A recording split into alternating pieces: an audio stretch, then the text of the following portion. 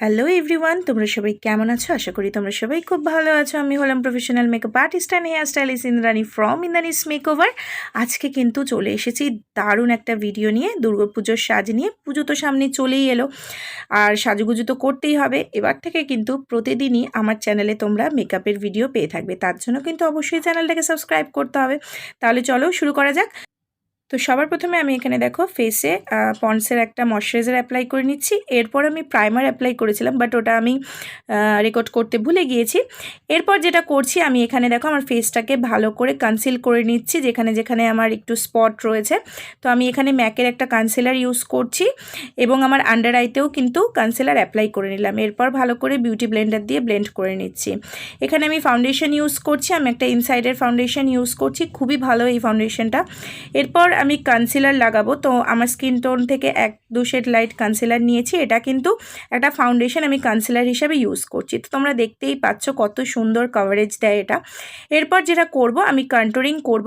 আজকে আমি cream contour করছি, সেই জন্য আমি দেখো ম্যাকের সেম প্যালেট থেকে একটা কন্ট্যুর নিয়ে আমার ফেস, আমার জ লাইন এবং ফোরহেড এরিয়া এবং নোজটাকেও কিন্তু আমি কন্ট্যুর করে নেব।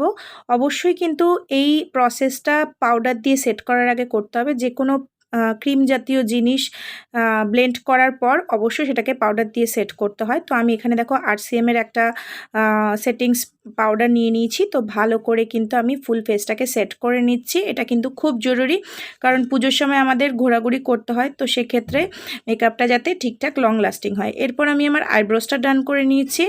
এরপর মেকআপ রেভলিউশনের একটা আইশ্যাডো প্যালেট নিয়ে সেখান থেকে পিঙ্ক কালারের একটা আইশ্যাডো অ্যাপ্লাই করে নিলাম, যেহেতু আমার শাড়িটা ব্লু কালার ছিল।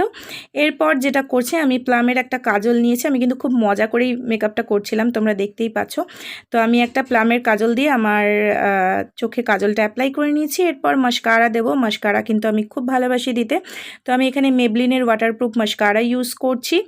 এরপর যেটা করব, আমার ফেসে যেটুকু মেকআপ বাকি আছে সেটা করব। সেটা হচ্ছে এখন আমি পাউডার কন্ট্যুর করে নিচ্ছি। আমি এখানে প্যাকেরই পাউডার কন্ট্যুর ইউজ করছি। তোমাদের কাছে যে ধরনের প্রোডাক্ট থাকবে সেটা দিয়েই তোমরা ইউজ করবে।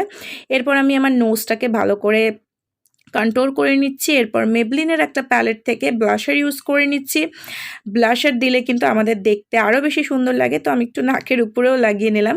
যাই হোক, এরপর আমি একটা হোজোর হাইলাইটার ইউজ করছি। এটা কিন্তু খুব পিগমেন্ট ভালো এবং দারুণ একটা হাইলাইটার। তো দেখতেই পাচ্ছ, আশা করি এই হাইলাইটারটা তোমরা বুঝতেই পারছো কতটা ভালো।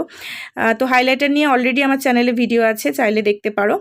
এরপর যেটা করব, সেটিং স্প্রে ইউজ করে নিচ্ছি। আমি এখানে PSC সেটিং স্প্রে ইউজ করছি। অবশ্যই কিন্তু সেটিং স্প্রে ইউজ করার আগে শেক করে নেবে। এরপর যেটা করব সেটা হচ্ছে লিপস্টিক ইউজ করব। আমি এখানে মাই গ্ল্যামের লিপস্টিক ইউজ করছি।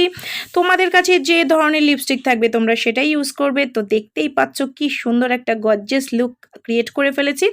তো আশা করি আজকের ভিডিও তোমাদের ভালো লেগেছে। এটা আমার ফুল লুক। এরকমভাবে কিন্তু তোমরা অষ্টমী বা নবমীর দিন সন্ধ্যার সময় সেজেগুজে বেরোতেই পারো। যদি ভিডিওটা ভালো লাগে একটা লাইক করে